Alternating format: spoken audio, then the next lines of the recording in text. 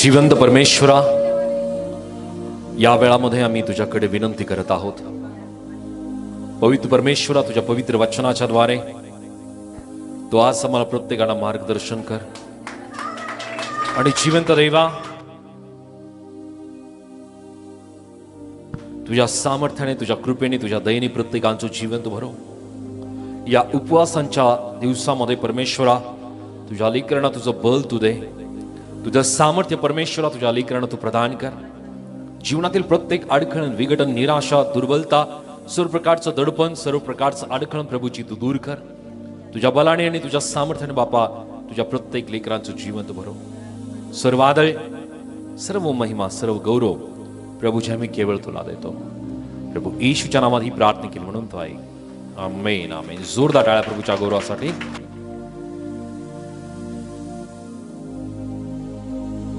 Thank you Jesus. So प्रियांनो, आजच्या या विशेष दिनी तुम्हा प्रत्येकांचं मी स्वागत करत आहे की परमेश्वराने आज आम्हाला प्रत्येकांना त्याच्या पवित्र स्थानामध्ये, त्याच्या भवनामध्ये एकत्रित केलेलं आहे की ज्या प्रकारे आजपासून जे 40 दिवसाचे उपवास आहे ते सुरू होत आहे। आणि या अनुषंगाने आम्ही या ठिकाणामध्ये एकत्रित आलेलो आहोत की ज्या प्रकारे ॲश वेनेसडे, राखीचा बुधवार म्हणून सुद्धा याला संबोधलं जातं।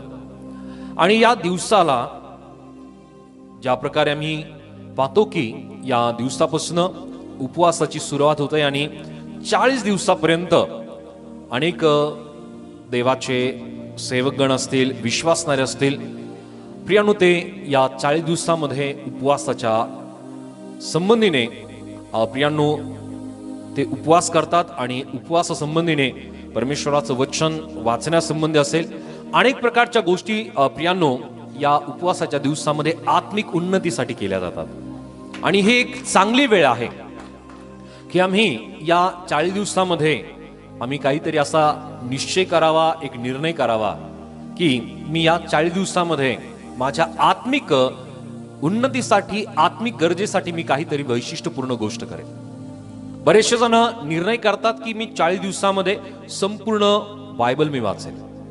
बरेचसे जण उपवासाच्या या दिवसांमध्ये निर्णय करतात की मी या दिवसामध्ये केवळ मी प्रार्थनेमध्ये असेल, मी उपवासामध्ये असेल, मी वचनामध्ये असेल आणि मी वचन वाचेल, सहभागितेमध्ये मी अधिक असेल।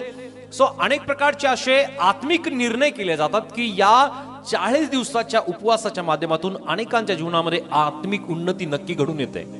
सो प्रियांनो, आम्ही पाहणार आहोत पवित्र शास्त्रातून की ज्या प्रकारे देवाचं वचन आम्ही आज काही महत्वपूर्ण अशा गोष्टी समजून घेणार आहोत, शिकणार आहोत की उपवासासंबंधी परमेश्वराचं वचन आम्हाला काय सांगतं। सो बरेचसे मतभेद उपवासासंबंधी असतील की ही एक रूढी आहे किंवा उपवास करायला पाहिजे की नाही करायला पाहिजे। वेगवेगळ्या प्रकारच्या मनुष्याच्या विचारानुसार प्रियांनो वेगवेगळे प्रकारचे मत आणि मतांतर असू शकतात। परंतु ज्या वेळामध्ये आम्ही पवित्र शास्त्रामध्ये उपवास संबंधी आम्ही पाहतो प्रियांनो, या गोष्टी आम्हाला लक्षात येतील की आम्ही उपवास करायला पाहिजे की नाही करायला पाहिजे। Hallelujah, hallelujah. सो उपवास या शब्दाचा अर्थ हा होतो की देवाच्या सानिध्यतेमध्ये असणं। हालेलुया। आणि याचे अनेक पुरावे आम्हाला पवित्र शास्त्रामध्ये पाहायला मिळतील की ज्या प्रकारे प्रियांनो वेगवेगळ्या प्रकारचे उपवास पवित्र शास्त्रामध्ये आहेत। कदाचित आम्हाला या संबंधीच्या गोष्टी माहिती असतील, परंतु प्रियांनो ज्या वेळामध्ये आम्ही या गोष्टी समजून घेऊ, शिकून घेऊ प्रियांनो, नक्की याद्वारे आमच्या आध्यात्मिक उन्नतीला प्रियांनो यातून नक्की आम्ही साध्य करू। सो या समयामध्ये प्रियांनो आम्ही समजून घेऊया उपवासाचे प्रकार। हालेलुया, उपवासाचे प्रकार। सो बऱ्याच वेळेस आपल्याला वाटतं की उपवासच आहेत, परंतु प्रियांनो उपवासाचे सुद्धा काही प्रकार आहेत की जे आमच्या प्रत्येकांना माहिती असणं फार गरजेचे आहे, जे पवित्र शास्त्र आम्हाला दर्शवतं। सर्वप्रथम आम्हाला वाटतं की उपवास हे मनुष्य निर्मित आहेत का? उपवास हे कुठल्या सेवकांनी किंवा कुठल्या मंडळीने किंवा कुठल्या वैशिष्ट्यपूर्ण कुठल्या पंथाने उपवासाची सुरुवात केली काय? असं मुळीच नाहीये। सो उपवास या संबंधी प्रियांनो अनेक पुरावे आम्हाला पवित्र शास्त्रातून पाहायला मिळतील की उपवास संबंधी परमेश्वराचं वचन काय सांगतं. सर्वात पहिला जो उपवास आहे तो उपवास आहे पूर्ण उपवास. हालेलुया. कोणता उपवास आहे? पूर्ण उपवास. या पूर्ण उपवासासंबंधी परमेश्वराचं पवित्र शास्त्रातील जे वचन आहे त्या मला पाहायला मिळतात की हा जो उपवास आहे परमेश्वराने त्याच्या लोकांच्या जीवनामध्ये हस्तक्षेप करण्यासाठी प्रियांनो हा उपवास केला गेला. आणि अशा प्रकारचे उपवास आजच्या वेळामध्ये सुद्धा काही सेवकगण किंवा काही लोक करतात की परमेश्वराने त्यांच्या जीवनामध्ये हस्तक्षेप करायला पाहिजे. हालेलुया. अनेक असे पेच प्रसंग असतात की या पेच प्रसंगातून प्रियांनो एखादा व्यक्ती सहज बाहेर निघू शकत नाही किंवा त्याला अनेक प्रयत्न करावे लागतात. त्याच्या ज्ञानाच्या जोरावरती, त्याच्या बुद्धीच्या जोरावरती, त्याच्या शक्ती सामर्थ्याच्या जोरावरती तो प्रयत्न करून होतो, परंतु प्रियांनो त्याला बाहेर पडता येत नाही. परंतु प्रियांनो ज्या वेळामध्ये हा पूर्णपणे उपवास केला जातो प्रियांनो त्या वेळामध्ये परमेश्वर नक्की त्याच्या लोकांच्या जीवनामध्ये हस्तक्षेप करतो. हालेलुया. हालेलुया. स्वामी पाहूया की अशा प्रकारचा पूर्ण उपवास कोणी केला का? एस्तेरचं पुस्तक याचा अध्याय 4 आणि वचन 16 मला सांगतं. एस्तेर चॅप्टर 4 वर्स 16. एस्तेर 4 अध्याय आणि वचन 16. एस्तेर 4 अध्याय आणि वचन 16 वाचूयात.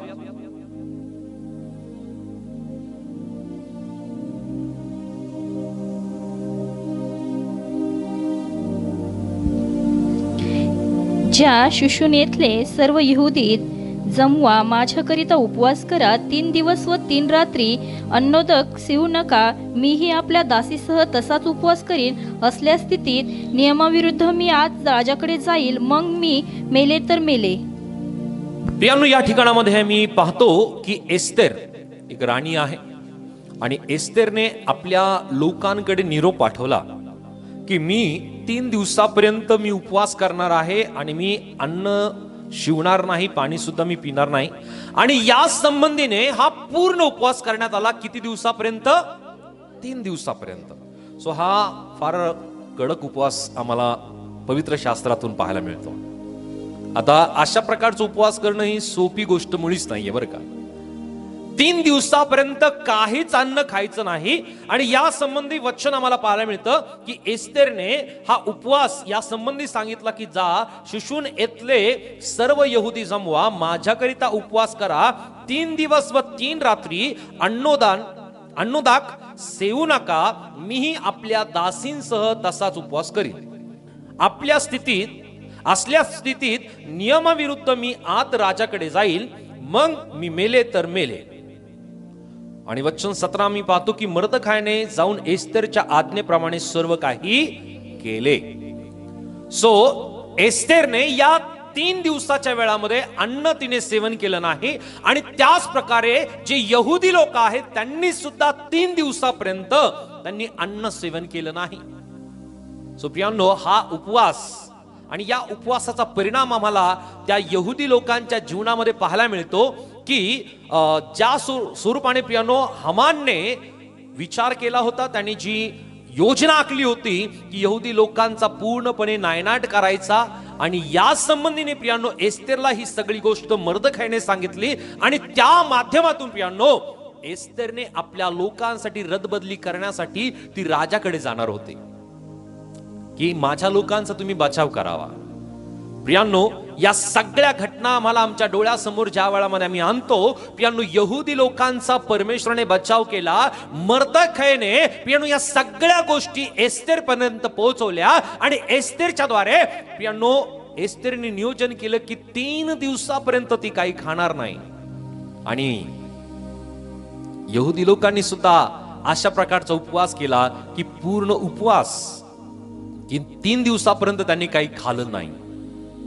सो प्रियांनो ज्या ज्या वेळामध्ये देवाच्या लोकांनी अशा प्रकारचा उपवास केलेला आहे परमेश्वराने त्याच्या लोकांच्या जीवनामध्ये हस्तक्षेप केला. त्यांच्या जीवनातील समस्या परमेश्वराने दूर केल्या, त्यांच्या जीवनातील अडचणी परमेश्वराने दूर केल्या. आणि म्हणून जर तुम्हालाही वाटतं की तुमच्या जीवनात जर कुठली मोठी समस्या आहे तर अशा प्रकारचा पूर्ण उपवास तुम्ही नक्की करून पहा. परमेश्वर याचा अनुभव तुमच्या जीवनात नक्की देईल. हालेलुया. हालेलुया. परंतु प्रियांनो हा उपवास फार कठीण उपवास आहे. असं व्हायला नको पाळक साहेब तुम्ही सांगितलं आणि आम्ही उपवास केला, मला ऍडमिट करावं लागलं. हालेलुया. जर आपल्याला झेपतं ना तर ती गोष्ट आम्ही करायला पाहिजे. आम्हाला डायबिटीज आहे, बीपी आहे, आणि अशा स्थितीमध्ये जर आपण उपवास करतो तर ही गोष्ट नक्की आपल्या जीवावरती बेतू शकते. म्हणून आपण जर तंदुरुस्त आहोत तर अशा प्रकारचा पूर्ण उपवास करायला हरकत नाहीये. हालेलुया. परंतु प्रियांनो, या ठिकाणामध्ये आम्ही पाहतो की एस्तेर आणि एस्तेर बरोबर यहुदी लोक यांनी सर्वांनी मिळून उपवास केला 3 दिवसापर्यंत. 3 दिवस आणि 3 रात्र प्रियांनो त्यांनी काही खाल्लं नाही, अन्न त्यांनी सेवन केले नाही. आणि या कारणाने प्रियांनो परमेश्वराने त्यांच्या जीवनामध्ये अद्भुत कार्य केलं. ज्या हमानने प्रियांनो यांचा खात्मा करण्यासाठी, यांना संपवण्यासाठी योजना केली होती प्रियांनो, त्याच हमानाला राजाने फाशी देऊन प्रियांनो संपवलं. सो परमेश्वर ज्या ज्या वेळामध्ये प्रियांनो आपल्या लोकांसाठी हस्तक्षेप करतो, परमेश्वर अद्भुत कार्य त्याच्या लोकांच्या जीवनामध्ये केल्याशिवाय राहत नाही. पूर्ण उपवासाचा परिणाम हा प्रियांनो अति उत्तम प्रियांनो त्याच्या लोकांच्या जीवनामध्ये झाल्याशिवाय राहत नाही. हा पहिला उपवास. त्यानंतर दुसरा प्रकारचा उपवास आहे प्रियांनो पवित्र शास्त्रामध्ये आहे, तो आहे 40 दिवसाचा उपवास. मत्तई याचा अध्याय 4 आणि वचन 2 आम्हाला काय सांगतं? मॅथ्यू चॅप्टर 4 वर्स 2 या ठिकाणामध्ये प्रियांनो प्रभू येशू ख्रिस्ताने सुद्धा उपवास केले. वाचूयात.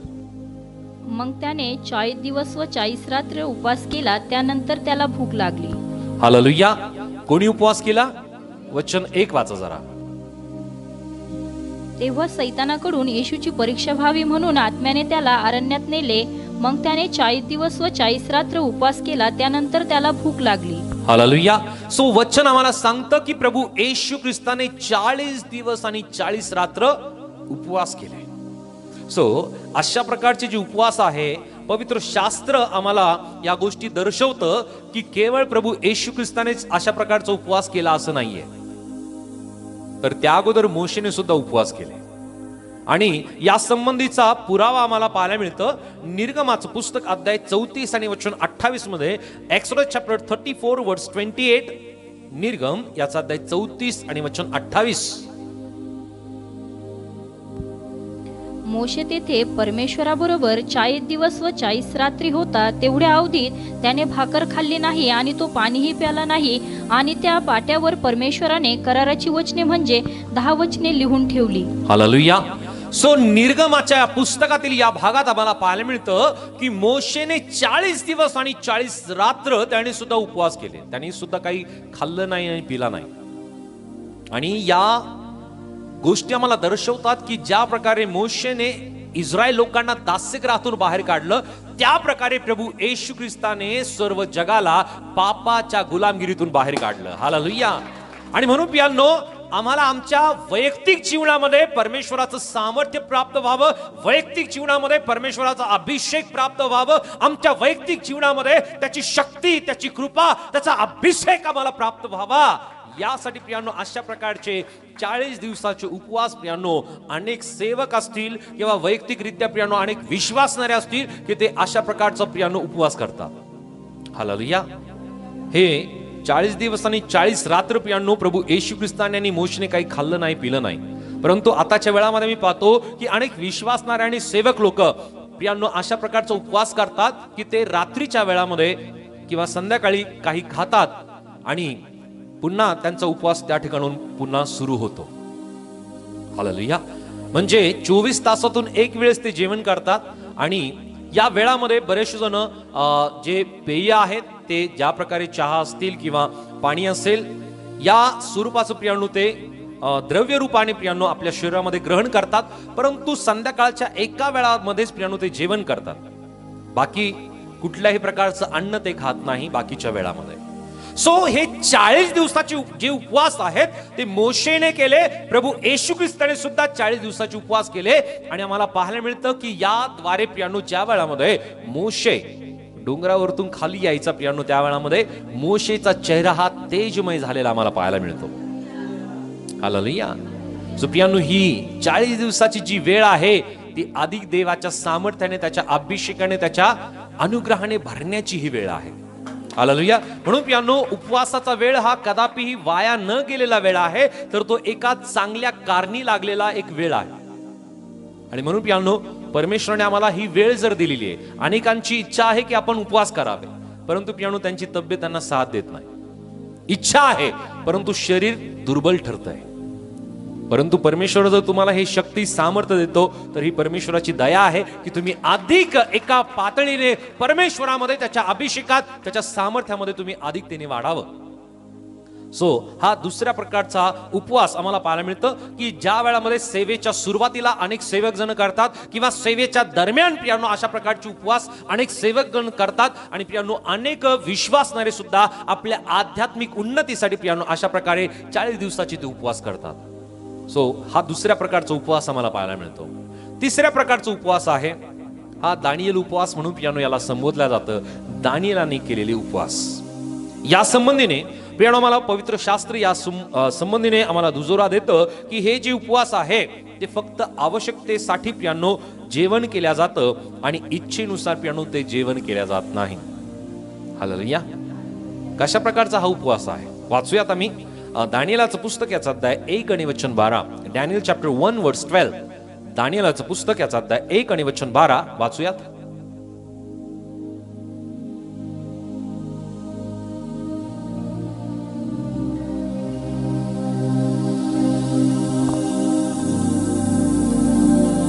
दहा दिवस आपल्या ह्या दासाबरोबर एवढा प्रयोग करून पहा, आम्हास खावयास शेकान्य व प्यावयास नुसते पाणी मात्र दे. ओके. या ठिकाणामध्ये आम्ही पाहतो की 10 दिवसापर्यंत दानिएल आणि त्याच्या बरोबरचे जे आहेत तरुण, त्यांनी त्या अधिकाऱ्याला विनंती केली की आम्हाला फक्त शाकान्न आणि पाणी प्यायला द्या, बाकी मिष्टान्न जे फार आवडीने आम्ही खातो अशा प्रकारचं अन्न आम्हाला तू देऊ नकोस, विनंती केली. त्याच प्रकारे आम्हाला पाहायला मिळतं की दानिएलाला आणखी त्याने 3 सप्तकापर्यंत प्रियांनो त्याने मिष्टान्न खाल्लं नाही. आम्ही वाचूयात दानिएलाचं पुस्तक याचा 10 वचन 2 आणि 3. डॅनियल चॅप्टर 10 वर्स 2 and 3. दानिएल 10 अध्याय वचन 2 आणि 3. त्या दिवसात मी दानिएल संबंध 3 सप्तके शोक करीत होतो. 3 संबंध सप्तके संपत तोपर्यंत मी स्वादिष्ट अन्न मुळीच खाल्ले नाही, मांस व द्राक्षरस ही माझ्या तोंडात गेले नाहीत, आणि मी तेलाभंग भी केला नाही. सो दानिएलाने या दिवसांमध्ये 3 सप्तके म्हणजे 3 आठवडे, 7 21. सो 21 दिवसापर्यंत 3 सप्तकांपर्यंत त्याने मिष्टान्न खाल्लं नाही, त्याने मांस खाल्लं नाही. फक्त शरीराला लागलेलं जे अन्न आहे, जे आवश्यकता आहे तितकंच अन्न त्याने खाल्लं. आवडीचं अन्न त्याने खाल्लं नाही. म्हणजे हा त्याग करण्यासंबंधीचा हा उपवास आहे. Hallelujah, hallelujah. हा त्यागाचा उपवास आहे. आणि अशा प्रकारचा दानिएलाचा जो उपवास आहे 3 सप्तकापर्यंत, पुढे आम्हाला पाहायला मिळतं की दानिएलाच्या त्या अध्यायापासून 10व्या अध्यायापासून पुढे जर आम्ही पाहिलं तर प्रियांनो त्याला अनेक प्रकारची जे भविष्यामध्ये घडणाऱ्या घटना आहे त्या देवाच्या आत्म्याच्या द्वारे प्रियांनो दाखवण्यात आल्या. म्हणून प्रियांनो जर तुम्ही उपवासाच्या वेळामध्ये काही वैशिष्ट्यपूर्ण गोष्टींचा जर तुम्ही त्याग करता, मिष्टान्नाचा तुम्ही त्याग करता, मांसाचा जर तुम्ही त्याग करता, तर प्रियांनो त्याद्वारे सुद्धा परमेश्वर वैशिष्ट्यपूर्ण गोष्टीचा प्रियांनो जो अभिषेक आहे तो तुमच्या जीवनामध्ये केल्याशिवाय राहत नाही. म्हणून आम्हाला पाहायला मिळतं की काही चर्चेसमध्ये किंवा काही मंडळांमध्ये अशा प्रकारचा उपवास सुद्धा केला जातो. तो वावगा आहे असं नाहीये. याचा पुरावा आम्हाला प्रियांनो दानिएलाचं पुस्तक सुद्धा देतं. आणि म्हणून प्रियांनो आम्ही जर अशा स्वरूपाने प्रियांनो मिष्टान्न किंवा आम्हाला आवडणारं अन्न याचा जर आम्ही त्याग करतो, तर प्रियांनो ती त्यागाची गोष्ट नक्की परमेश्वर पाहतो. दानिएलाच्या जीवनामध्ये आम्हाला पाहायला मिळतं की त्याने फक्त त्याग केला असं नाही, तर तो प्रार्थनेमध्ये राहिला. वाचूयात ते वचन परत एकदा वाचा.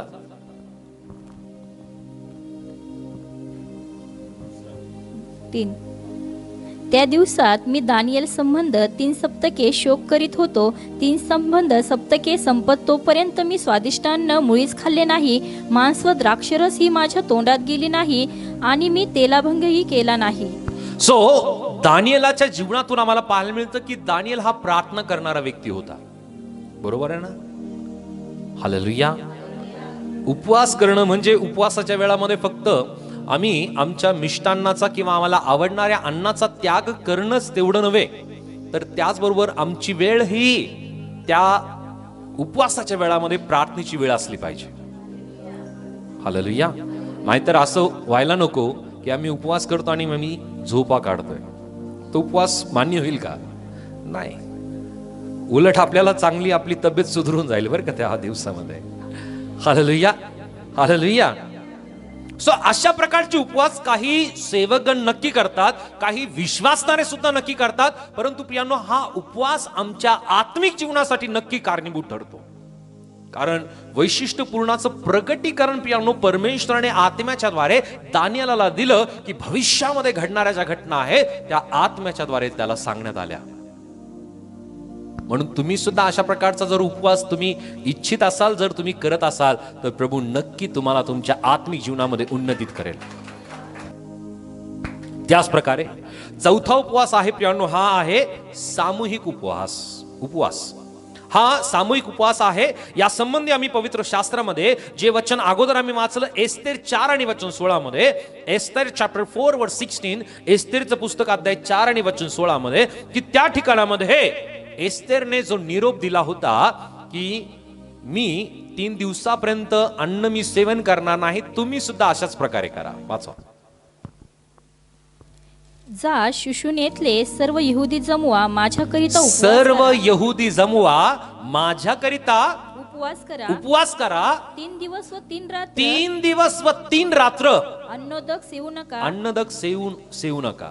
सो प्रियांनो, एस्तेरने निरोप पाठवला की 3 दिवस आणि 3 रात्रपर्यंत मी काही खाणार नाही आणि तुम्ही सुद्धा काही खाऊ नका. हालेलुया. हे 3 दिवसापर्यंतचे सामूहिक उपवास आहेत. फक्त एस्तेरनेच हा उपवास केला नाही, तर एस्तेर बरोबर सर्व यहुदी लोकांनी सुद्धा प्रियांनो उपवास केले. आणि वचन काय सांगता आम्हाला? 3 दिवस व 3 रात्र अन्नोदक सेवू नका. मीही आपल्या दासीसह तसाच उपवास करीन. असल्या स्थितीत नियमाविरुद्ध मी आत राजाकडे जाईन, मग मी मेले तर मेले.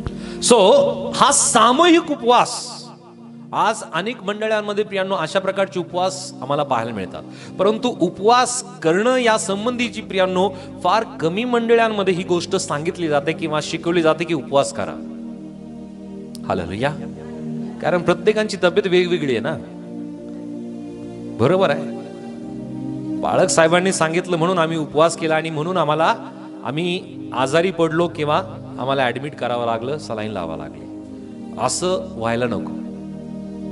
उपवास ही एक अशी वेळ आहे की जी आम्ही परमेश्वराच्या सानिध्यतेमध्ये असण्याची वेळ आहे. उपवास की ही अशी वेळ आहे की जी आम्ही स्वतःच्या जीवनामध्ये डोकावून पाहण्याची वेळ आहे. उपवास ही आमच्या जीवनामध्ये पातकांची जाणीव करून देणारी, उपवास ही आम्हाला आमच्या जीवनामध्ये परमेश्वराच्या वचनामध्ये त्याच्या अभिषेकामध्ये वाढवण्याची ही वेळ आहे.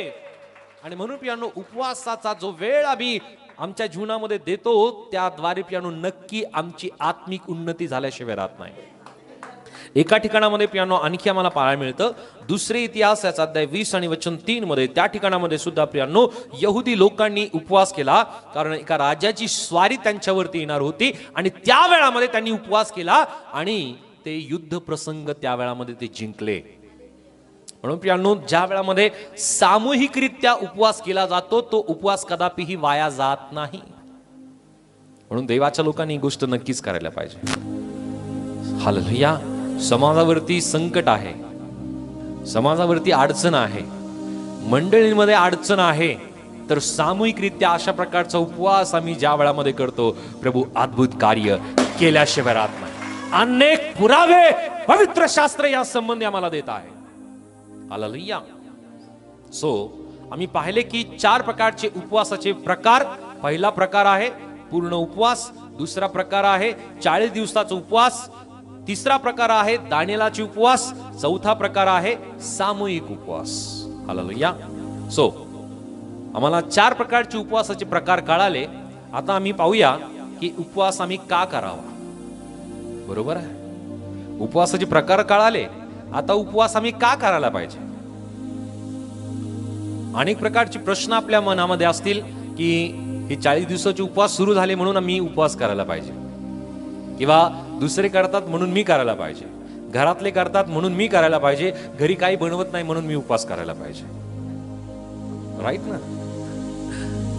असं नाहीये. सो आम्ही उपवास का करायला पाहिजे या संबंधी जर आम्ही पाहिलं तर प्रियांनो, हे उपवास कुठल्या मंडळीने नियुक्त केलेले नाहीये, कुठल्या सेवकाने किंवा कुठल्या पंथाने उपवासाची नियुक्ती केलेली नाही, तर हे उपवास याची नियुक्ती स्वतः परमेश्वराने आणि येशूने आणि त्याच्या संदेशाने प्रियांनो उपवास केल्याचे अनेक पुरावे आम्हाला पवित्र शास्त्र देत आहे प्रियांनो. Hallelujah, hallelujah. सो उपवास या संबंधी आम्हाला पवित्र शास्त्रात पाहायला मिळतं. मत्तयाचं पुस्तक याचा अध्याय 6 आणि वचन 16 आम्हाला काय सांगतं? मॅथ्यू चॅप्टर 6 वर्स 16. मत्तय 6 आणि वचन 16. तुम्ही जेव्हा उपवास करिता तेव्हा ढोंग्यासारखे म्लानमुख होऊ नका, कारण आपण उपवास करीत आहोत असे लोकांना दिसावे म्हणून ते आपले तोंड विरूप करीतात.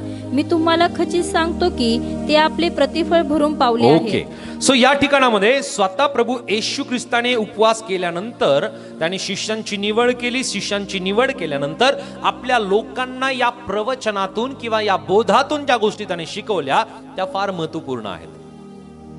हालेलुया. जर या वचनाच्या सुरुवातीला जर आम्ही वाचलं, या वचनाच्या सुरुवातीच्या शब्दांकडे जर आम्ही लक्ष दिलं, तर आम्हाला लक्षात येईल की प्रभू येशू ख्रिस्ताची इच्छा काय आहे. वचन या ठिकाणामध्ये आम्हाला सांगत आहे, तुम्ही जेव्हा उपवास करिता. हालेलुया. म्हणजे प्रभू येशू ख्रिस्ताची सुद्धा इच्छा ही आहे की आम्ही उपवास करावेत, कारण स्वतः प्रभू येशू ख्रिस्त सुद्धा उपवास करत होता. हालेलुया. स्वतः प्रभू येशू ख्रिस्ताने सुद्धा उपवास केले आणि म्हणून प्रभू येशू ख्रिस्त ही शिकवण देत आहे की तुम्ही सुद्धा जेव्हा उपवास करता, कारण प्रभू येशू ख्रिस्ताने एका ठिकाणामध्ये प्रियांनो आपल्या शिष्यांना एका महत्वपूर्ण गोष्टीची स्पष्टता दिली. एक भूतग्रस्त जो व्यक्ती आहे त्याच्या शरीरातील जे दुरात्मे आहेत ते काढता त्यांना आले नाही शिष्यांना, आणि त्या वेळामध्ये प्रभू येशू ख्रिस्ताने सांगितलं की ही जी जात आहे ती उपवास आणि प्रार्थनेशिवाय जात नाही, निघत नाही. बरोबर आहे. म्हणजे प्रभू येशू ख्रिस्त उपवासाचा दुजोरा देणारा आहे. उपवास करू नका असं प्रभू येशू ख्रिस्ताने सांगितलं नाही. उपवास करण्यासंबंधीचा दुजोरा किंवा त्या गोष्टीचं महत्व प्रभू येशू ख्रिस्ताने सांगितलं, शिकवलं. आणि म्हणूनच या ठिकाणामध्ये प्रभू येशू ख्रिस्ताच्या ज्या विविध प्रकारच्या शिकवणी आहे त्या शिकवणीपैकी ही एक महत्वपूर्ण शिकवण आहे, ती म्हणजे गुप्त उपवास संबंधी. हालेलुया.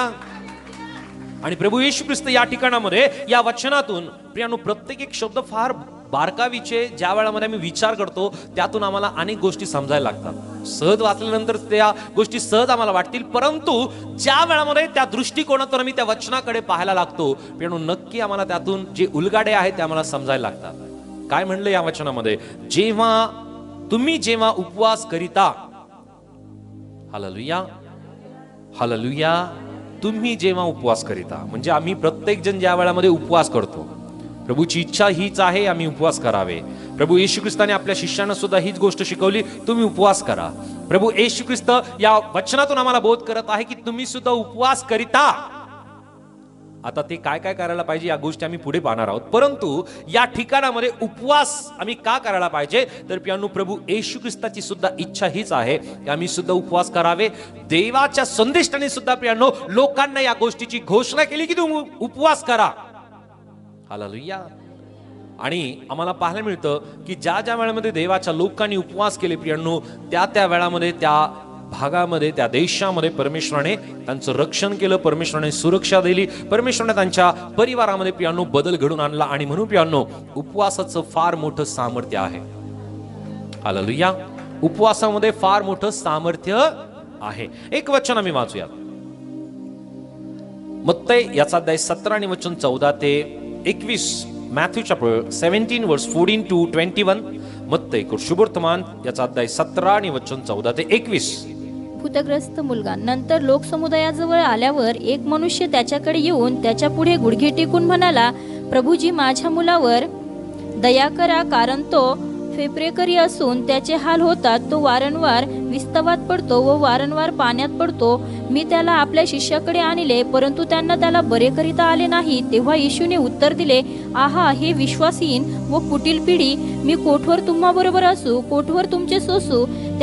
त्याला तेथे माझ्याजवळ आणा. नंतर येशूने भूताला दटावले, तेव्हा ते त्याच्यातून निघून गेले आणि त्या घटकेपासून मुलगा बरा झाला.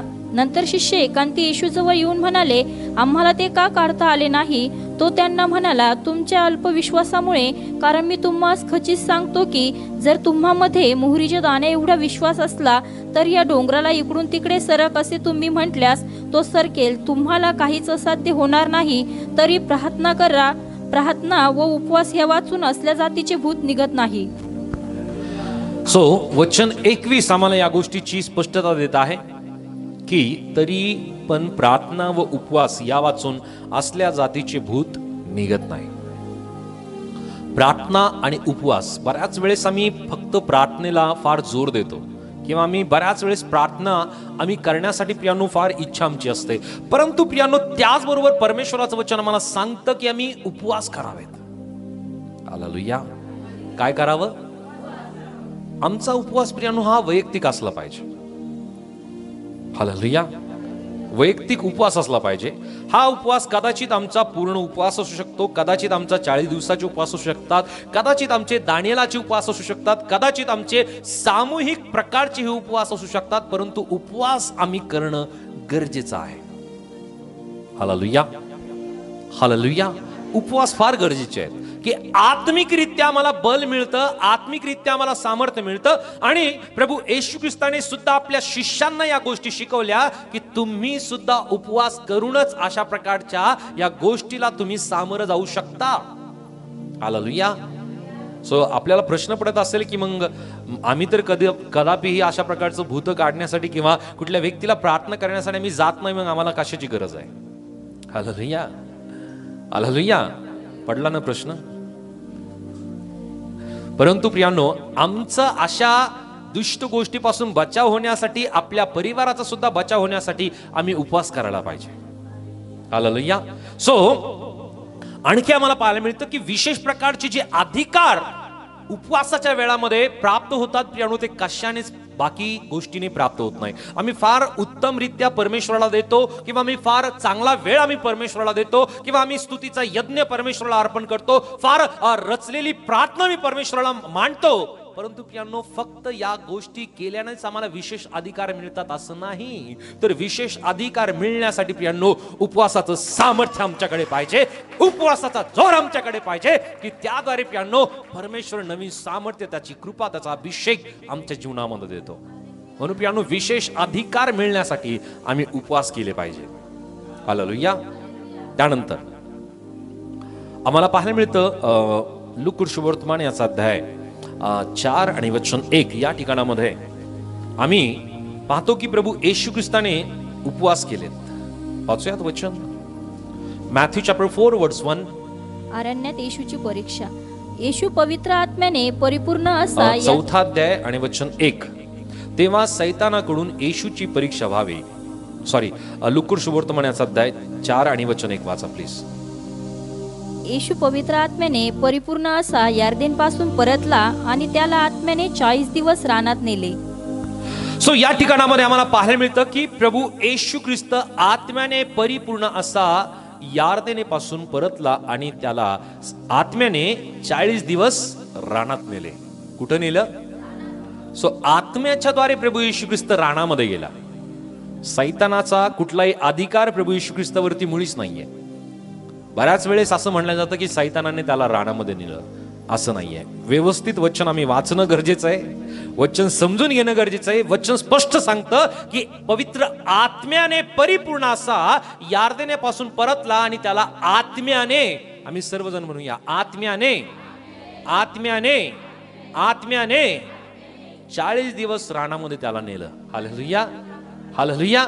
सो आत्म्याच्या द्वारे प्रियांनो त्याला रानामध्ये नेण्यात आलं आणि त्या ठिकाणामध्ये प्रभू येशू ख्रिस्त 40 दिवस आणि 40 रात्र त्याने उपवास केले. हालेलुया. जर तुम्हाला विचारलं ना की प्रभू येशू ख्रिस्ताला रानामध्ये कोणी नेलं 40 दिवसासाठी, तर आम्हाला सांगता यायला पाहिजे कोणी नेलं. सैतान काहीच नाही करू शकत बरं का, कारण तो पूर्णपणे पवित्र आत्म्याने परिपूर्ण असा होता.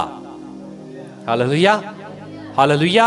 आणि म्हणून प्रियांनो, पुढे आम्हाला पाहायला मिळतं की तो आत्म्याने तो परिपूर्ण होता. आणि वचन आम्हाला आम्ही वाचूया वचन 14 मध्ये. नंतर येशू आत्म्याच्या सामर्थ्याने गालिलात परत आला व त्याची कीर्ती चहूकडील प्रदेशात पसरली. हालेलुया.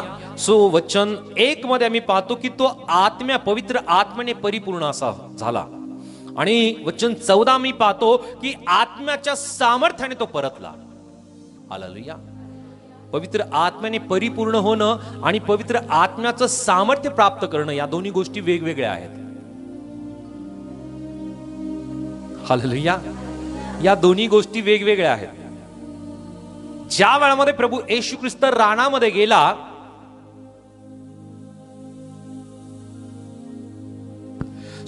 प्रभू येशू ख्रिस्त 40 दिवसाच्या अगोदर, जसा तो रानामध्ये जाण्या अगोदर पवित्र आत्म्याने तो परिपूर्ण होता. ही पहिली गोष्ट. दुसरी गोष्ट की तो पवित्र आत्म्याने च्या सामर्थ्याने कधी भरला? 40 दिवसाची उपवास केल्यानंतर. हालेलुया. म्हणून एक गोष्ट लक्षात ठेवा की ज्या वेळामध्ये तुमचे 40 दिवसाचे उपवास परिपूर्ण होतील, देवाच्या पवित्र आत्म्याचं सामर्थ्य तुमच्यामध्ये ओसंडून वाहेल. कारण या उपवासाच्या माध्यमातून जे सामर्थ्य मिळतं ते कशानेच मिळत नाही. म्हणून ज्या ज्या वेळामध्ये तुम्हाला अशा प्रकारची संधी मिळते, तर ही संधी तुम्ही जाऊ देऊ नका. ही संधी परमेश्वराकडून मिळालेली संधी आहे. हालेलुया. हालेलुया. आणि म्हणून आजपासून जे उपवास करणार आहेत, या 40 दिवसाच्या वेळामध्ये परमेश्वर नक्की ते सामर्थ्य तुम्हाला, पवित्र आत्म्याचं सामर्थ्य तुम्हाला दिल्याशिवाय राहणार नाही. कारण तुम्ही प्रभूच्या निवडलेल्या सामर्थ्याच्या, पवित्र प्रजेच्या सामर्थ्याने प्रियांनो, परमेश्वर तुम्हाला अधिक त्याच्या पवित्र आत्म्याने तो भरवणार आहे. कारण तुम्ही परमेश्वराची प्रजा आहात, तुम्ही परमेश्वराचे लोक आहात, तुम्ही निवडलेले लोक आहात. आणि म्हणून ज्या वेळामध्ये परमेश्वर तुम्हाला त्याच्या पवित्र आत्म्याच्या सामर्थ्याने या 40 दिवसाच्या वेगवेगळ्या प्रकारच्या सभेच्या माध्यमातून असेल, वचनाच्या माध्यमातून असेल, प्रार्थनेच्या माध्यमातून असेल, तुम्ही केलेल्या उपवासाच्या माध्यमातून असेल, तुमची आत्मिक पातळी परमेश्वर नक्की वाढवेल. हालेलुया. सो आम्ही उपवास का करावे या संबंधी आम्ही पाहिलं की प्रभू येशू ख्रिस्त सुद्धा या वचनावरती किंवा उपवास करण्यासंबंधी प्रियांनो जोर आम्हाला देताना पाहायला मिळतं. आणि त्याच प्रकारे प्रभू येशू ख्रिस्ताने सुद्धा म्हणलं की विशेष प्रकारचे जे अधिकार आहे, विशेष अधिकार प्राप्त होण्यासाठी प्रियांनो आम्ही उपवास केले पाहिजे आणि पवित्र आत्म्याच्या सामर्थ्याने आम्ही भरण्यासाठी प्रियांनो आम्ही उपवास केले पाहिजे. तर आम्हाला कळालं की आम्ही उपवास का करावा. हालेलुया. त्यानंतर आम्ही पाहूया की उपवास कशासाठी किंवा उपवासाचा परिणाम आमच्या जीवनामध्ये काय होतो. हालेलुया. बऱ्याच वेळेस हा प्रश्न पडतो की मी उपवास का करायला पाहिजे, उपवासाचा परिणाम माझ्या जीवनामध्ये काय होईल. पाहूयात आम्ही की उपवासाचा परिणाम आमच्या जीवनामध्ये काय होतो. फार सुरुवातीचा जो वेळ असतो ना, हार्डली 4-5 दिवस फार कठीण जातात. अनुभव असेल कदाचित आपल्याला काही जणांना की उपवासाचे या दिवसांमध्ये सुरुवातीचे 4-5 दिवस फार कठीण जातात. आणि या उपवासाच्या दिवसामध्ये प्रियांनो अनेक वेळेस कटकटी सुद्धा होतात, विनाकारण मतभेद सुद्धा होतात, विनाकारण वादविवाद सुद्धा होतो, स्वतःला सुद्धा विनाकारण चिडचिड व्हायला लागते. परंतु उपवासाचा प्रियांनो हा जो वेळ आहे, जर आम्ही अधिक प्रार्थनेमध्ये दिला, अधिक वचनामध्ये जर दिला, पवित्र शास्त्र वाचनामध्ये दिला, पवित्र शास्त्र मननामध्ये जर दिला, तर प्रियांनो या गोष्टी नक्की आम्ही टाळू शकतो. आमच्या आत्म्यावरती, आमच्या मनावरती, आमच्या विचारावरती प्रियांनो आम्ही ताबा मिळू शकतो. ज्या वेळामध्ये प्रभूच्या या उपवासाच्या वेळामध्ये आम्ही या गोष्टी करू, नक्की त्याच्या सामर्थ्याने, त्याच्या पवित्र आत्म्याच्या सामर्थ्याने आमचं जीवन भरल्याशिवाय राहणार नाही. हालेलुया. सो आम्ही पाहूया की परमेश्वराचं वचन या संबंधी आम्हाला काय सांगतं की ज्या वेळामध्ये मी उपवास करतो, आमच्या जीवनात काय काय गोष्टी घडतात. समजून घ्यायचंय याचा परिणाम काय होतो. कदाचित आम्हाला वाटत असेल की आमचं शरीर फार दुर्बल होतं, कदाचित आम्हाला वाटत असेल आम्हाला फार अशक्तपणा जाणवतो, काही जणांना वाटत असेल आमचं वजन कमी होऊन जाईल. हालेलुया. हालेलुया. मला गरज आहे थोडीशी त्याची. हालेलुया.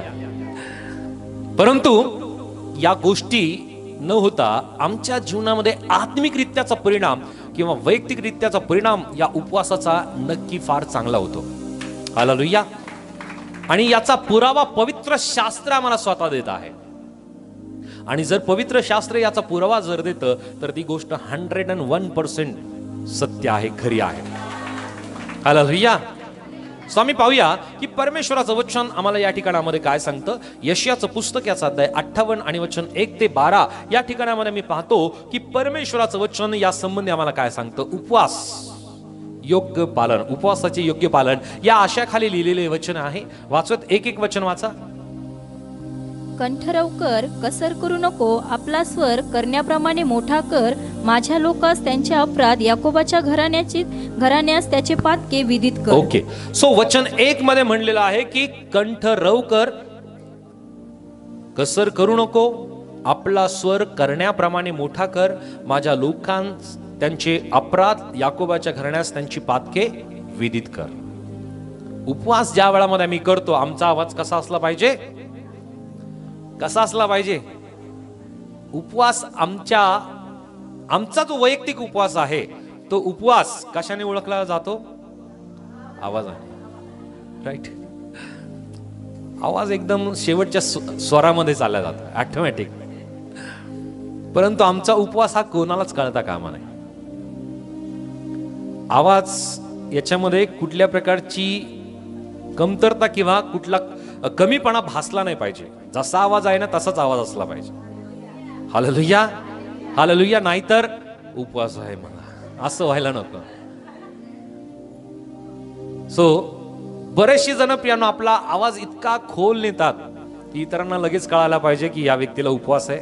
मग त्या व्यक्तीने आपला चेहरा बारीक करणं असेल किंवा फार गढून तो व्यक्ती जातो, असं व्हायला नको. आपला उपवास हा आमचा आत्मिक उन्नतीचा हा वेळ आहे. आमचा उपवास कोणालाच कळता कामा नाही. आणखी पुढे काय म्हणलेलं आहे. ते तर रोज रोज मजकडे येतात, माझे मार्ग जाणू इच्छितात. धर्मचारण करणाऱ्या व आपल्या देवाचे नियमशास्त्र न सोडणाऱ्या राष्ट्राप्रमाणे ते मजजवळ रास्त निर्णय मागतात. देवाची समीपता ते इच्छितात. आम्ही उपवास करीतो, ते तू का पाहत नाहीस. आम्ही आपल्या जीवास पीडा देतो, ती तू का लक्षात आणत नाहीस. पहा, आपल्या उपवासाच्या दिवशी तुम्ही आपले कामकाज चालविता, तुम्ही आपल्या सर्व मंजुराकडून काबड कष्ट करविता. ओके, सो ज्या वेळामध्ये आम्हाला उपवास आहे त्या उपवासाच्या वेळामध्ये आम्ही काय करायला पाहिजे. मी अगोदर सांगितलंय बरं का, काय करायला पाहिजे. उपवासाच्या वेळामध्ये आम्ही काय करायला पाहिजे. आणखी वचन वाचन आम्ही करायला पाहिजे, वचनाचं मनन आम्ही करायला पाहिजे, जास्त वेळ आम्ही प्रार्थनेमध्ये द्यायला पाहिजे. ठीक आहे की आम्हाला काम आहे, आमचं नोकरी असेल किंवा आमचा उपवास असेल, परंतु अशा वेळामध्ये जर आम्ही मुद्दाम म्हणून आम्हाला जास्त काम आहे आणि त्या वेळामध्ये जर आम्ही उपवास करतो तर तो उपवास जास्त आमच्यासाठी ट्रेस होईल. शारीरिक दुर्बल आम्ही बनून जातो आणि मानसिकरित्या अधिक जास्त आम्ही ट्रेस जर सहन करू शकत नाही तर हा उपवास देवाला मान्य होत नाही. म्हणून असा वेळ निश्चित आम्ही करणं गरजेचं आहे की माझ्या या उपवासाच्या वेळामध्ये मला जास्त काम जर असेल तर मी तो उपवास न केलेला बरा. राईट. परंतु जर परमेश्वर आम्हाला योग्य वेळ देतो, सुनियोजित सगळ्या गोष्टी करण्यासाठी जर आम्ही अगोदर नियोजन करतो, तर त्या उपवासाच्या वेळामध्ये आम्ही कटकट न करता, कोणत्याही प्रकारचा वादविवाद न करता, वचन या ठिकाणामध्ये आम्हाला सांगतं की पहा, तुमच्या उपवासाचा परिणाम तर असा होतो की तुम्ही त्यावेळी कटकटी करिता, दुष्टपणाने ठोसाठोसी करिता, तुमचा शब्द उर्दुलोकी ऐकू जावा याकरिता तुमचे हल्लीचे उपवास आहेत असे नाहीत. उपवासाच्या वेळामध्ये चिडचिड होईल, मनासारखं काही होणार नाही. हालेलुया. आणि अशाच वेळामध्ये आम्हाला फार वाटेल की चांगलं बनवलंय, खायला पाहिजे. राईट. परंतु प्रियांनो, आम्ही आमच्या आत्मिकरित्या, मानसिकरित्या प्रियांनो स्वतःवरती ताबा मिळवण्यासाठीचा प्रियांनो हे एक चांगला परमेश्वराने दिलेला हत्यार आहे की आम्ही जगिक गोष्टीवरती प्रियांनो, या सगळ्या गोष्टीचा मोह असेल, या गोष्टीचा हाव असेल, आम्ही स्वतःवरती ताबा मिळवतो. आणि अशा प्रकारचा जर आम्ही उपवास करतो तर नक्की प्रभूच्या सामर्थ्याने आम्ही भरल्या जातो. हालेलुया. कटकट आम्ही करता कामा नये, कुरकुर करता कामा नये. विनाकारण उपवास लेकरांना पगार असं होता कामा नये. विनाकारण शेजाऱ्या पाजाऱ्याबरोबर वादविवाद होता कामा नये. घरातल्या लोकांबरोबर वादविवाद होता कामा नये. मला उपवास आहे. हालेलुया. उपवासाचं नाव घेऊन जर आम्ही वादविवाद करतोय तर प्रियानो तो उपवास खरंच परमेश्वराला मान्य होईल का? म्हणून आमचा उपवास शांततेचा उपवास असला पाहिजे. हालेलुया. मी असे काही जण पाहतो की जे मौन करतात, पूर्णपणे शांत राहतात उपवासाच्या दिवसात, पूर्णपणे शांत, ते कोणाशी बोलत नाही. चांगला उपवास आहे, हाही त्याग आहे ना, चांगली गोष्ट आहे. परंतु या वेळामध्ये जर आम्ही उपवासाच्या मौन करत प्रियानो आम्ही उपवास करतो, त्या वेळामध्ये जर आम्ही प्रार्थना करत नाही, आम्ही जर वचन वाचत नाही, तर तो सुद्धा उपवास वायाच गेला बरं का. आमची वेळ ही जास्त प्रार्थनेमध्ये आणि वचनामध्ये जाणं फार गरजेची आहे उपवासाच्या वेळात. आणखी वाचा पुढे. मला पसंत पडणारा असा हा उपवास आहे काय? मनुष्याच्या जीवास पीडा व्हावी असा हा तुमचा उपवासाचा दिवस आहे काय? सो परमेश्वराचं वचन आम्हाला सांगतं की परमेश्वराला मनुष्याच्या जीवाला जर पीडा होते ना, ती गोष्ट परमेश्वराला आवडत नाही. पीडा द्यायला परमेश्वराला आवडत, आणि म्हणून म्हणू नका की परमेश्वराने मला इतकी पीडा का दिली, परमेश्वराने इतके संकट माझ्या जीवनात का आणले, परमेश्वराने अरिष्ट माझ्या जीवनात का आणले, परमेश्वराने माझ्या जीवनामध्ये पीडा का आणली. परमेश्वर पीडा देणारा नाही, तर पीडेतून सोडविणारा परमेश्वर तो आहे. हालेलुया. अडचणीतून सोडवणारा, दुःखातून सोडविणारा तो परमेश्वर आहे. आपलेच काही पेच प्रसंग असतात, आपल्याच काही निर्णय असतात, आपलेच काही चुका असतात की त्या कारणाने अशा प्रकारच्या पीडा, समस्या, अडचणी आपल्या जीवनामध्ये उद्भवतात. परमेश्वर सोडवणारा आहे, त्यात टाकणारा नाहीये. बोलू येशू मसीह की, येशू मसीह की, येशू मसीह की. आणि असं कधीच म्हणू नका की परमेश्वराला दिसत नाही का. परमेश्वराला सगळं दिसतं बरं का. हालेलुया. परमेश्वराला प्रत्येक गोष्ट दिसते. आमची पीडा, आमची अडचण, आमचं दुःख, आमचं निराशा, प्रत्येक गोष्टी दिसतात. परंतु त्या प्रकारची हाक, आरोळी आमच्या अंतःकरणातून पाहिजे. तो सोडविणारा देव आहे. हालेलुया. म्हणून याच्यानंतर कधीच म्हणू नका की परमेश्वराने मला पीडेमध्ये टाकलं, क्लेशामध्ये, आजारपणामध्ये, समस्यामध्ये टाकलं. परमेश्वर अशा गोष्टी कदापि करत नाही. बोलू येशू मसीह की. सो आम्ही पाहूया, पुढे वाचूया. लव्हाळ्यासारखे आपले डोके लवविणे आणि आपल्या अंगाखाली गोंताट व राख पसरणे याला उपवास म्हणतोस काय? आणि असा दिवस परमेश्वराला मान्य होईल काय? काय म्हणलेलं आहे की लव्हाळ्यासारखे आपले डोके लवविणे आणि आपल्या अंगाखाली गोंताट व राख पसरविणे याला उपवास म्हणतोस काय? फार आम्ही गळून जाता कामा नाही बरं का उपवासाच्या वेळात. म्हणून आम्ही तंदुरुस्त दिसलं पाहिजे, समोरच्याला कळालंच नाही पाहिजे की आम्हाला उपवास आहे. आता मला सगळेजण दिसतील बरं का रोज. हालेलुया. आणि तो ताजातवानापणा आम्हाला कशाने येतो? केवळ आणि केवळ देवाच्या वचनाने, त्याच्या प्रार्थनेने. आता वाजवा जोरदार. हालेलुया. आणि ती गोष्ट आमच्या जीवनामध्ये फार गरजेची आहे, प्रखरतेची आहे. वाचूया वचन 6. दुष्टतेच्या बेड्या तोडाव्या, जुवाच्या दोऱ्या सोडाव्या, जाचलेल्यास मुक्त करावे, सगळे जोखड मोडावे, हाच मला पसंत असा उपवास नव्हे काय? तू आपले अन्न भुकेलास वाटावे, तू लाचारास व निरश्रास आपल्या घरी न्यावे, उघडा दृष्टीस पडल्यास त्यास वस्त्र द्यावे, तू आपल्या बांधवाला तोंड लपू नये, हाच तो उपवास नव्हे काय? असे करशील तर तुझा प्रकाश प्रभातीप्रमाणे फाकेल, तुझी जखम लवकर भरेल, तुझी धार्मिकता तुझ्या पुढे चालेल व परमेश्वराचे गौरव तुझे पाठीराखे होईल. तेव्हा तू हाक मारशील, ती परमेश्वर ऐकेल, तू धावा करशील, तेव्हा तो म्हणेल हा मी आहे. ओके. सो या ठिकाणामध्ये आम्ही पाहतो की उपवास कशा प्रकारचा असला पाहिजे. वचन या ठिकाणामध्ये यशाच्या या ग्रंथामध्ये ज्या गोष्टी दिलेल्या की दुष्टतेच्या बेड्या तोडाव्यात, जुवाच्या दोऱ्या सोडाव्यात, जाचलेल्यास मुक्त करावे, सगळे जोखड मोडावे, हाच मला पसंत असा उपवास नव्हे काय? परमेश्वराला पसंत पडणारा, परमेश्वराला आवडणारा जो उपवास आहे तो कोणता आहे माहितीये? इतरांच्या समस्या, इतरांच्या अडचणी, इतरांचे दुःख यातून आम्ही त्यांना मोकळीकता देण्यासाठी आम्ही त्या गोष्टी करतो, प्रयत्न करतो, तर नक्की तो उपवास प्रियानो परमेश्वराला फार प्रिय आहे. हालेलुया. परंतु आमच्याच समस्या, आमच्याच अडचणी इतक्या वाटतात आम्हाला की आम्ही दुसऱ्यांच्या समस्यांकडे कधीच लक्ष देत नाही. हालेलुया. आम्हाला वाटतं की माझ्या समस्या फार मोठ्या आहेत. हालेलुया. कधी कधी आपल्या समस्या आपल्याला डोंगरापेक्षा मोठ्या वाटायला लागतात. राईट. हालेलुया. आणि असं वाटायला लागतं की जगातला सगळ्यात दुःखी, सगळ्यात कष्टी व्यक्ती मीच आहे. माझ्यापेक्षा कष्टी आणि दुःखी व्यक्ती या जगात कोणीच नाहीये. बरोबर आहे? वाटतं ना कधी कधी? असं वाटू देऊ नका. कारण जो परमेश्वर तुमचा जिवंत देव आहे तो इतका समर्थ आहे की त्या परमेश्वराने अखिल सृष्टी निर्माण केली, त्या परमेश्वराने मनुष्याला निर्माण केलं. तो परमेश्वर तुम्हाला समस्यामध्ये अडचणीमध्ये कदापि राहू देणार नाही. आणि म्हणून परमेश्वराचं वचन आम्हाला सांगतं की नीतिमान पडला तरी परमेश्वर सात्यांदा त्याला उठवितो. परमेश्वर त्याला उभा करतो.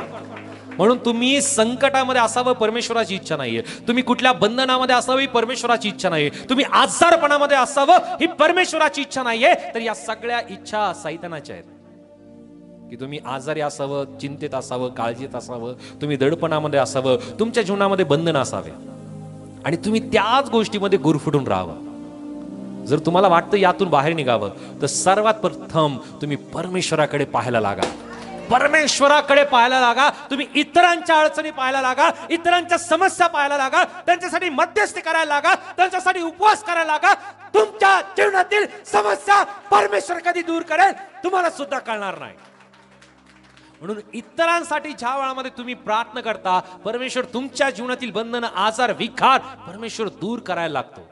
म्हणून इतरांचे ओझे घ्यायला लागा. म्हणून परमेश्वराचं वचन सुद्धा आम्हाला सांगतं इतरांचे ओझे वा. हालेलुया. आम्ही करतो का असं? आतापर्यंत कदाचित आम्ही केलं नसेल. आजपासून ही गोष्ट करायला लागा. तुम्ही उपवास करताय, एक उत्तम वेळ परमेश्वराने दिली आहे की या उत्तम वेळामध्ये तुम्ही 40 दिवसामध्ये इतरांसाठी प्रार्थना करा. लिस्ट करा, नाव लिहा, त्यांची समस्या लिहा आणि त्यासाठी वैशिष्ट्यपूर्ण प्रार्थना करा. बघा त्याचं उत्तर त्या व्यक्तीला मिळाल्याशिवाय राहणार नाही. आणि ज्या वेळामध्ये परमेश्वर त्याची समस्या सोडवेल तुमची समस्या कधी सुटली तुम्हाला सुद्धा कळणार नाही. हालेलुया. म्हणून या गोष्टी आम्ही करणं गरजेचं आहे आणि ही गोष्ट आम्ही प्रॅक्टिकली करणं गरजेचं आहे. फक्त ऐकायला फार चांगली वाटते म्हणून नाही. तुम्ही ती गोष्ट सवय लावून घ्या. त्या लोकांचं नाव लिहा, त्याची समस्या लिहा आणि एक्झॅक्टली त्या गोष्टीसाठी प्रार्थना करा. प्रभू नक्की काम करेल. हालेलुया. सो आता आम्ही पाहूया की या ठिकाणामध्ये परमेश्वराचं वचन आम्हाला सांगतं की आम्ही आमच्या जीवनामध्ये ज्यावेळेस उपवास करतो याचा परिणाम आमच्या जीवनात काय होतो. ही गोष्ट आम्हाला समजणं फार गरजेचे आहे. उपवास हा वाया गेलेला वेळ नाहीये. हालेलुया. उपवासाचा ज्या वेळामध्ये आम्ही उपवास केलं म्हणजे आमचं अन्न वाचलं असं नाहीये, महिनाभराचं किराणा वाचला असं नाहीये. तर उपवासाचा आत्मिकरित्याचा परिणाम काय होतो ही गोष्ट फार वैशिष्ट्यपूर्ण आहे. आणि याद्वारे नक्की परमेश्वर तुम्हाला उपवास करण्यासाठी चालना देईल, उपवास करण्यासाठी बल देईल, उपवास करण्यासाठी सामर्थ्य देईल, उपवास करण्यासाठी परमेश्वर तुम्हाला अधिक शक्ती देईल. सो आम्ही पाहूया की ज्या वेळामध्ये तुम्ही उपवास करता तर काय होतं. वचन 8 वाचा. असे करशील तर तुझा प्रकाश प्रभातीप्रमाणे फाकेल, तुझी जखम लवकर भरेल, तुझी धार्मिकता तुझ्या पुढे चालेल व परमेश्वराचे गौरव तुझे पाठी राखेल. सो या वचनामध्ये आम्हाला पाहायला मिळतं एकंदरीत 12 प्रकारचे जे परिणाम आहेत ते आपल्या आत्मिक जीवनात, वैयक्तिक जीवनात, कौटुंबिक जीवनामध्ये घडतात. आणि हे परिणाम जे आहेत हे साधारण परिणाम नाहीये. पहिला परिणाम काय माहितीये? हा आहे प्रकाश किंवा प्रगटीकरण आमच्या जीवनामध्ये परमेश्वर देतो. हा फार महत्वपूर्ण प्रियांनो हा परिणाम आमच्या आत्मिक जीवनामध्ये मला पाहायला मिळतं. प्रकाशन की ज्या वेळामध्ये आम्ही उपवास करतो, आम्ही प्रार्थना करतो उपवासाच्या वेळामध्ये, दानिएलाच्या जीवनातून आम्हाला पाहायला मिळतं की त्याने किती सप्तके 3 सप्तकाळपर्यंत त्याने काही खाल्लं नाही, तो पिला नाही. आणि त्या वेळामध्ये भविष्यामध्ये घडणाऱ्या ज्या घटना आहे त्या घटना आत्म्याच्या द्वारे प्रियांनो त्याला प्रगट करण्यात आल्या. हे प्रकाशन आहे. सो ज्या वेळामध्ये तुम्ही सुद्धा उपवास करता तर अनेक घडणाऱ्या घटना तुमच्या वैयक्तिक जीवनाबद्दल असेल, कौटुंबिक जीवनाबद्दल असेल किंवा या जगामध्ये घडणाऱ्या घटना असतील त्याबद्दल परमेश्वर तुम्हाला प्रगटीकरण देईल, प्रकाशन देईल. हालेलुया. आणि या वेळामध्ये आम्ही कसं जगलं पाहिजे, कसं राहिलं पाहिजे या गोष्टी देवाच्या आत्म्यातून परमेश्वर आम्हाला शिकवेल.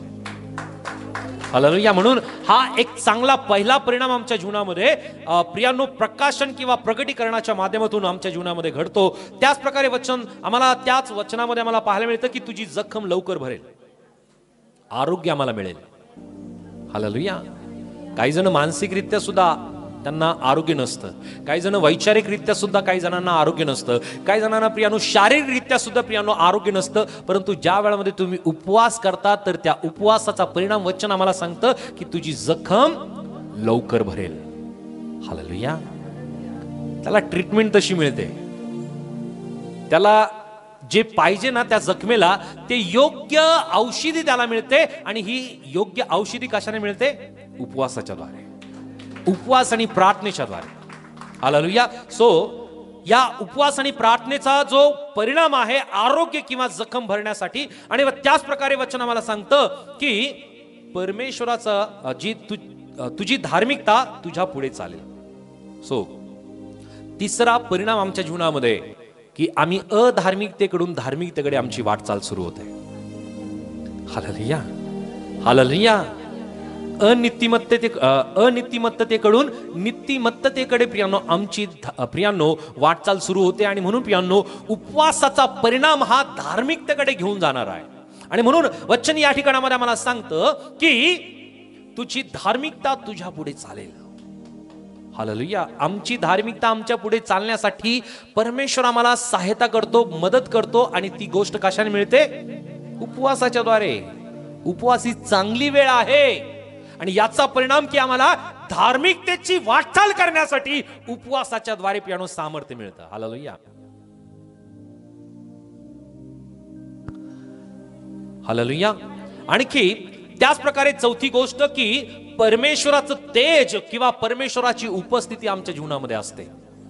वचन 8 मध्ये आम्हाला पाहायला मिळतं की परमेश्वराचे गौरव तुझे पाठीराखे होईल. हालेलुया. परमेश्वराचा गौरव आमच्या जीवनामध्ये काय होईल? आमचा पाठीराखा.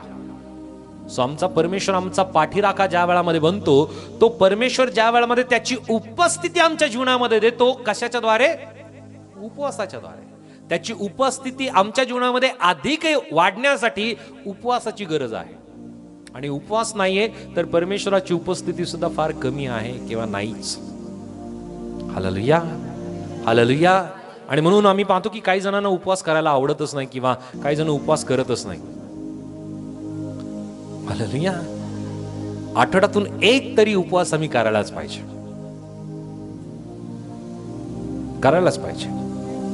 जमत नसेल तर परमेश्वराकडे मागा, ते बल परमेश्वर देईल. हालेलुया. आणि जमतंय तर परमेश्वराला नक्की धन्यवाद द्या की तुम्ही उपवास करू शकता. बोल यीशु मसीह की. सो उपवासाच्या वेळाचा जो परिणाम आहे की आमच्या जीवनामध्ये परमेश्वराची उपस्थिती अधिक प्रखरतेने आम्हाला जाणवते. आणि म्हणून प्रियांनो आम्हाला पाहायला मिळतं की ज्या ज्या वेळामध्ये देवाच्या लोकांनी उपवास केला त्यांच्या जीवनातील जो परमेश्वराचा उपस्थितीचा जो परिणाम आहे तो आम्हाला प्रखरतेने पाहायला मिळतो.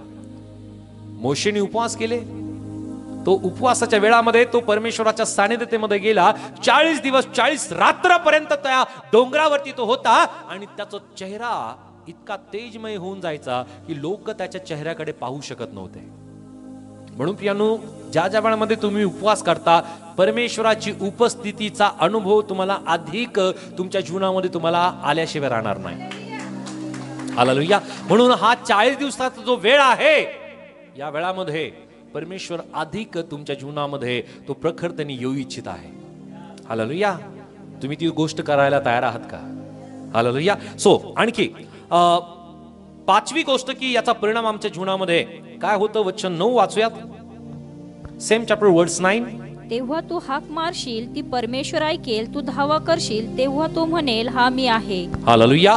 वचन या ठिकाणामध्ये आम्हाला सांगतं की तू हाक मारशील ती परमेश्वर ऐकेल. सो या उपवासाच्या वेळामध्ये परमेश्वराकडे केलेला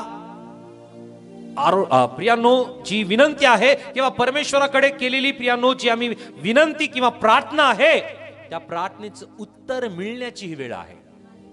हालेलुया. म्हणून तुम्ही उपवासाच्या वेळामध्ये जी प्रार्थना परमेश्वराकडे करता प्रियांनो त्याचा परिणाम असं होतं की आमच्या प्रार्थनेचं उत्तर आम्हाला मिळतं.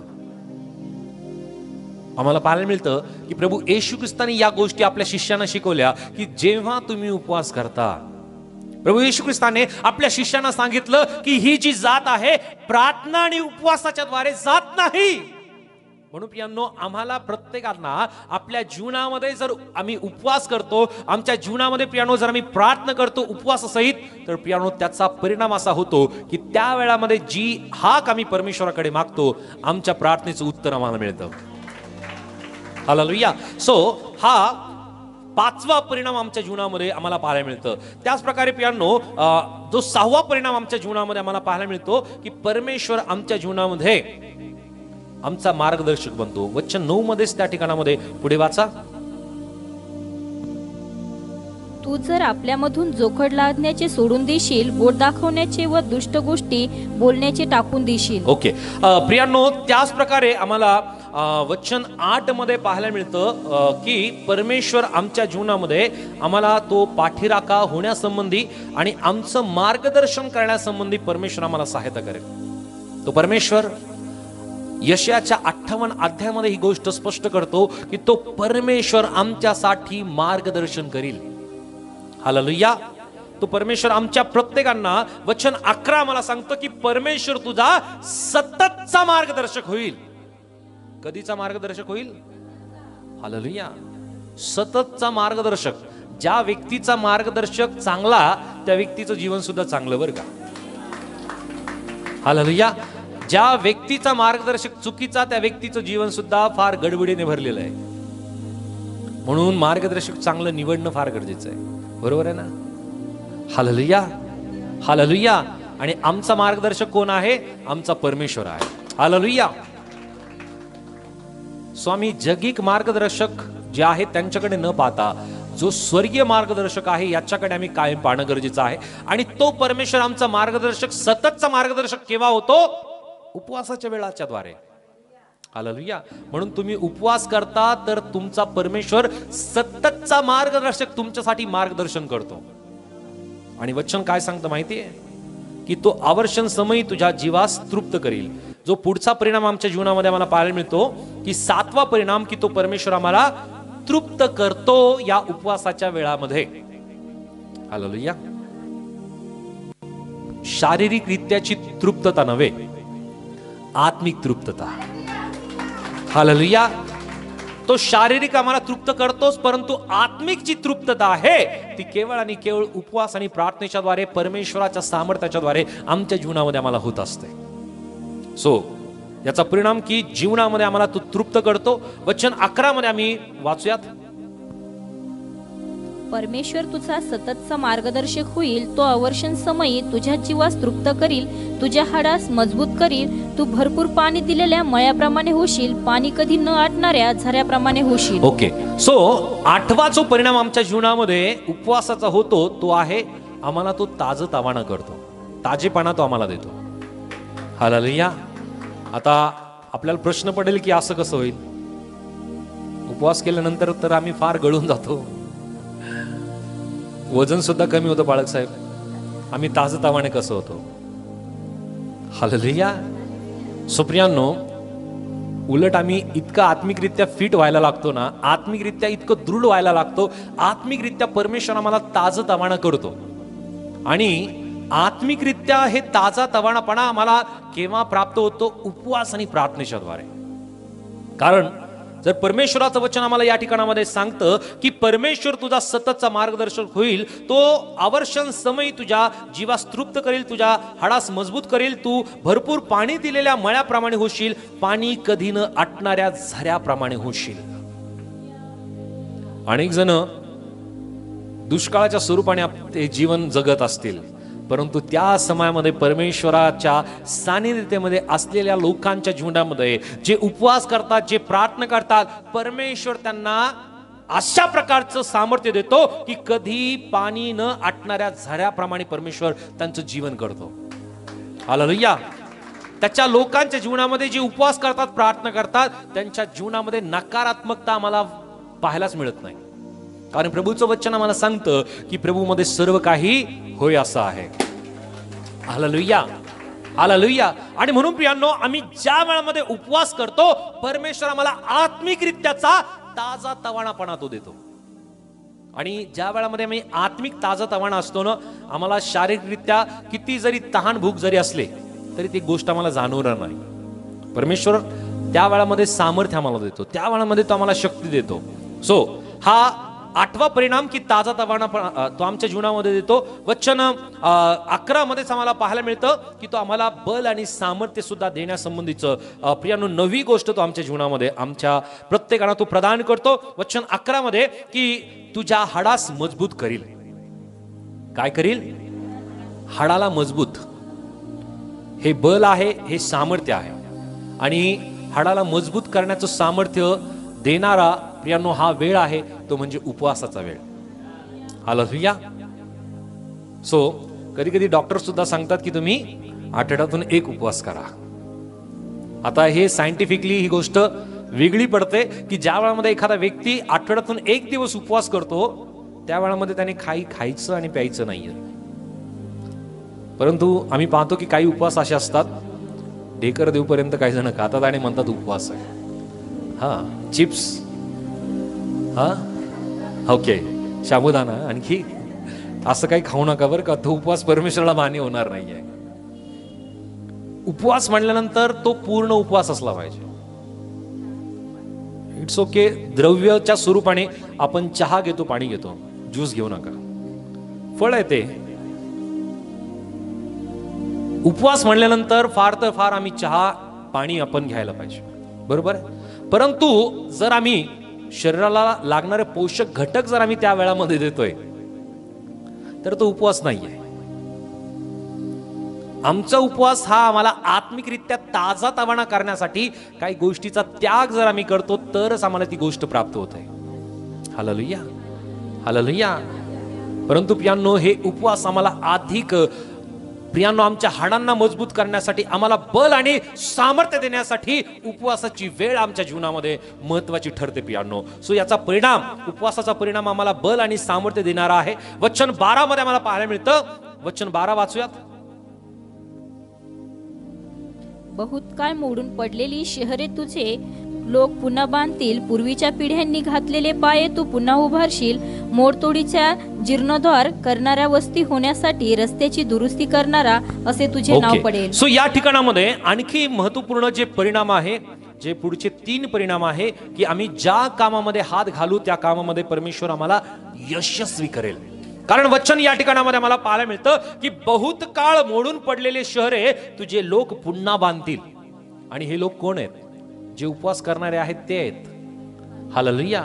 परमेश्वर त्यांना बल देतो, परमेश्वर त्यांना सामर्थ्य देतो, परमेश्वर त्यांना ताजतवाना करतो, परमेश्वर त्यांचं मार्गदर्शन करतो. परमेश्वर जर त्यांना तृप्त करतो तर परमेश्वर त्या लोकांच्या बलाचा, सामर्थ्याचा उपयोग की यासाठी परमेश्वर करतो की ते ज्याही कामामध्ये हात घालतील परमेश्वर त्या कामामध्ये त्यांना यशस्वी करेल.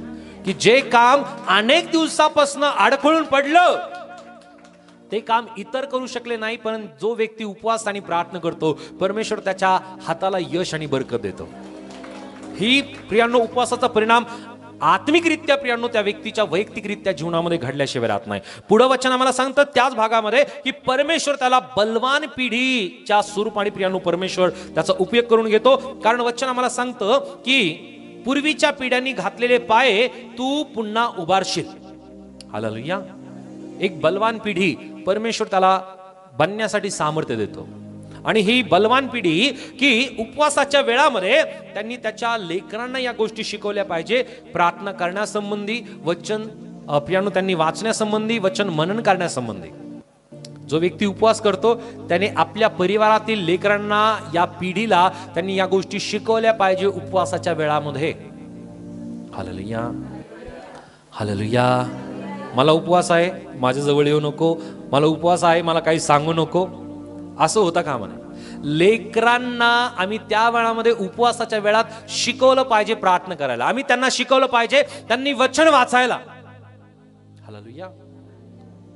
नाहीतर लेकरं म्हणतात मला हे बनवून दे, मला ते बनवून दे, आणि आपण सहज त्यांना म्हणू मला उपवास आहे, मला काही सांगू नको. बरोबर आहे, असं करू नका. लेकरांची काळजी घ्यायचीच आहे आणि प्रत्येक आई वडिलांची जबाबदारी आहेच. परंतु त्या वेळामध्ये जर आई वडील उपवास करतायत तर त्यांनी आपल्या लेकरांना शिकवावं की त्यांनी उपवासाच्या वेळामध्ये त्यांनी वचन वाचलं पाहिजे, त्यांनी प्रार्थना केली पाहिजे. आणि या गोष्टी जर आम्ही आमच्या लेकरांना शिकवतो तर प्रियांनो वचन आम्हाला सांगतं की पूर्वीच्या पिढ्यांनी घातलेले पाये तू पुन्हा उभारशील. सो परमेश्वर त्याच्या प्रकारची बलवान पिढी देण्यासंबंधी परमेश्वर त्याला सहायता करेल. आणखी जे काही आपण हरवलेलं आहे ते आम्हाला पुन्हा प्राप्त होण्यासाठी परमेश्वर सामर्थ्य देतो या उपवासाच्या वेळामध्ये. कारण वचन आम्हाला सांगतं की मोडतोडीचा जीर्णोद्धार करणारा, वस्ती होण्यासाठी रस्त्याची दुरुस्ती करणारा असे तुझे नाव पडेल. हालेलुया.